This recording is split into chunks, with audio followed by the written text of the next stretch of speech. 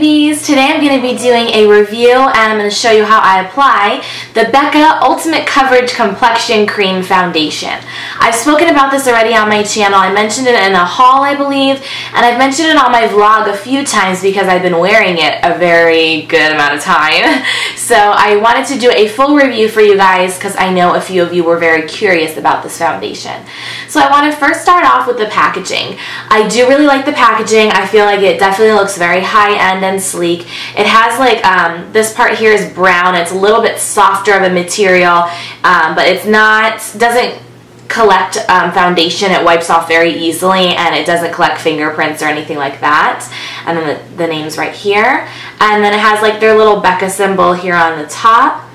And when you open it, it's a pump, which is a very big plus for me with any foundation. I love when foundations have pumps. I feel like the perfect amount of product comes out of the pump too, and it's very easy to control. You can just squirt a very teeny bit out, and it's just very easy to control this pump. Sometimes when a foundation has a pump, it's all or nothing when you press it down. So really like that aspect of it as well.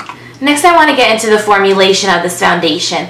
It's definitely more of a liquid, lightweight but full coverage foundation. I don't feel like my skin can't breathe. I feel like I don't feel it all day on my skin, like it doesn't wear on me. I don't feel like I need to scrub my face off right when I get back home. And it does give me a full day's wear.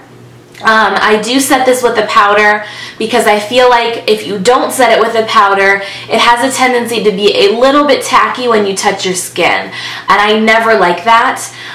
If you're wanting maybe a teeny bit more of a glow, you may not want to set this because I would say it gives more of like a satin matte finish, but I do set it every day and there's no issue. When I use this, I always use my Sigma F80 flat kabuki brush. I just feel like the formulation of this foundation works way better with a brush. You're not going to want to use your fingers. I think it's okay with a beauty blender, but I felt like I wasted a lot of product when I used the beauty blender with this, so I opt for going with the F80, and that's what I applied my foundation with today. I just feel like it buffs this in really, really well. Using this kind of brush, I have heard from past reviews, people saying they had a hard time working the foundation into their skin. They felt like it was streaky, maybe patchy. I really didn't have that problem, but I really think it was because I used a good applicator. I can see how that would happen with other applicators. So I would suggest using some kind of flat top kabuki to buff it in. I wouldn't use a regular foundation brush. That's not going to work. Or I would use like one of the duo fiber kind of brushes. That would work great. But you do have to do some work and buff it in. It's not going to just be like, voila, it's done. It does take a little bit of work. I really suggest this to people that either A, you love the Kat Von D, or you really wanted to try the Kat Von D and it didn't work for you for whatever reason. Maybe the color shade wasn't there for you. Maybe it just didn't work. It was too cakey or too heavy for you. I feel like this is a great alternative. Or just if you really love Kat Von D, I would suggest this because it has just as much coverage but doesn't feel as apparent on my skin, and it's not as easy to make it look cakey because Kat Von D, I have to be careful sometimes. It can be too much if I put too much, whereas this one, I didn't have that problem at all. I also want to mention the pigmentation level of this foundation. It is 21% pigmentation and 22% water. So you're getting that really great pigment, which is great coverage, but because of the water element to it, it really gets into your skin, blends really beautifully, and lasts on my skin so wonderfully. It's not, like I said before, it's more satin matte, so it really looks like my skin, but better. And that's why I've really been loving this. Usually foundations have about 5 to 10% pigment. This has over double, 21%. So definitely really impressed by that. This foundation is also free of parabens, sulfates, phthalates, alcohol, and fragrance. Alcohol, you might wonder like why that's important. Alcohol can dry out your skin and cause you to have premature wrinkles. So it's very important that it doesn't have alcohol. So I thought that was great, a great element to this foundation. Also, there are 20 shades of this foundation. They are available on Sephora.com and in some select Sephora stores, and also on Becca's website, which I will link both of the links down below depending on where you rather shop.